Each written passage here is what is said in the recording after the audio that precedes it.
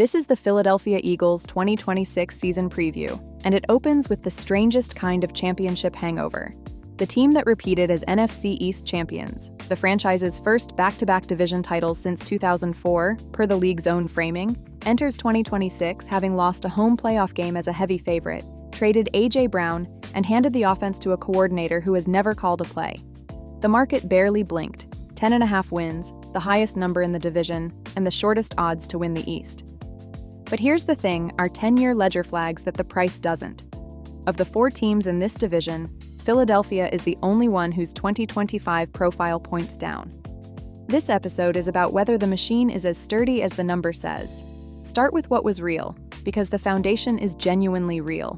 It's just not where the casual read puts it. The 2025 Eagles were a defense-first team wearing an offense-first reputation. The defense ranked 8th in the league in expected points allowed, gave up the 5th fewest points in football, and took the ball away 21 times. The offense, meanwhile, ranked 15th in efficiency, scored 379 points, 19th in the league, and converted third downs at a rate that ranked 22nd. What kept it functional was situational ruthlessness. Second in the NFL in red zone touchdown rate at 74%, and 4th at finishing scoring drives with touchdowns instead of field goals. Jalen Hurts was efficient by the season-long measures: 3,224 yards, 25 touchdowns against just 6 picks, 12th in adjusted net yards per attempt, 10th in completion percentage over expected, and added 8 rushing touchdowns. A.J. Brown caught 78 for 1,003 and 7 scores. Devonta Smith went 77 for 1,008.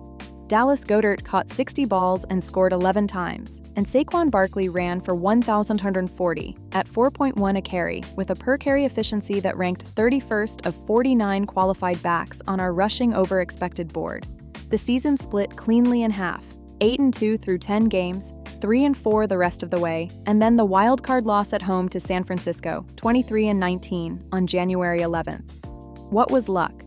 This is the segment that separates our preview from the consensus, so let's be precise. Philadelphia went 8-4 in one-score games, a 67% win rate, past the 65% line where the harshest rule in our 10-year data kicks in. Teams above that line lost 3 wins on average the next season, and only 11% improved at all.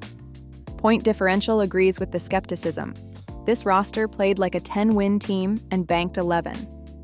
The turnover margin, +7, 6th in the league, sits in the range that historically drifts back toward 0. None of this says the Eagles are bad. It says the 11-6 was the flattering version of an 11-6, produced by a 15th-ranked offense winning coin flips. In our 10-year sample, the one-score rule has hit 89% of the teams it pointed at. It is pointing at the division favorite, the identity, charting data via nflverse, and this is where the Eagles are genuinely unusual. The 2025 defense was the most man-coverage-heavy operation in football's top tier, second in the league in man rate at nearly 44% of charted dropbacks, and first of 32, in cover 1 usage, at 35%. And it did that while blitzing less than every team but one, a 19% blitz rate, 31st in football, with a pressure rate that still ranked 8th. That combination, pressure manufactured by a 4-man rush, single coverage behind it winning one-on-ones, is the exact profile our league-wide data says wins, because blitzing costs more than it buys. And critically, the author returns. Vic Fangio is back for a 3rd season after telling reporters he wasn't close to retiring. Our 10-year stickiness research says identity persists when the caller persists, and this is the only defense in the NFC East that kept its play caller. The offense is the opposite story. A heavier operation than its reputation, 7th in the league in heavy personnel usage at 41% of snaps, with a pass rate over expected right at league middle. Whatever those tendencies were worth, they belonged to Kevin Patullo, and Patullo is gone. What changed is a top-down renovation of the offense's talent and voice at once. The headline, A.J. Brown, traded to New England on June 1st for a 2028 first-round pick and a 2027 fifth, after a season of drops, cryptic posts, and, per ESPN's reporting, frustration directed at the quarterback. The receiver room rebuilt itself in 3 moves. USC's Mekhi Lemon, the Biletnikoff winner, taken at pick 20 after a trade-up with, of all teams, Dallas. Dontavion Wicks, acquired from Green Bay in April and extended, and Hollywood Brown on a one-year deal. Vanderbilt tight end Eli Stowers came off the board at 54 as the Goddard succession plan. The pass rush swapped one contract for another. Jalen Phillips left for Carolina at 4 years and $120 million, and Philadelphia traded a third-rounder package to Minnesota for Jonathan Greenard on draft day, then paid him 4 years and $100 million. Nakobe Dean and Reed Blankenship left. Tariq Woolen arrived on a one-year, $12 million bet. Lane Johnson, who missed the final 8 games with a Lisfranc injury, is back, the quietest big addition on the roster. And the new offensive voice is Sean Mannion, a first-time coordinator and first-time play caller from the Shanahan-McVay family, hired in late January after a 17-candidate search, promising motion, under-center looks, and play action. Hurts, notably, was not extended. Per the reporting, no talks are underway, and the contract gives the team an out after this season. So the 2026 question is hiding inside Hurts' own charting, and it's the most interesting quarterback profile in this division.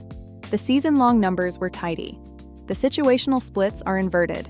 Hurts ranked 7th in the league in efficiency on 3rd and 4th down, 3rd in the red zone, 5th on deep throws, and 26th of 32 in the stable, repeatable stuff. Clean pockets, early downs, the plays that make up most of a season. On layup throws, the short, high-percentage stuff, he ranked 25th.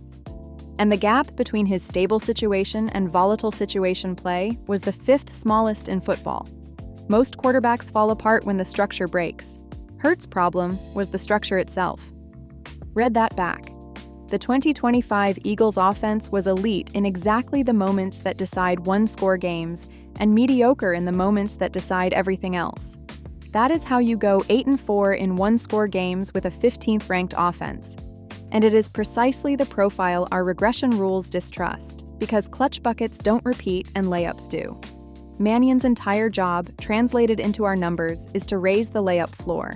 If the scheme modernization is real, the regression math gets outrun by an actually better offense. If it isn't, 10.5 wins is a price paid for coin flips that already landed.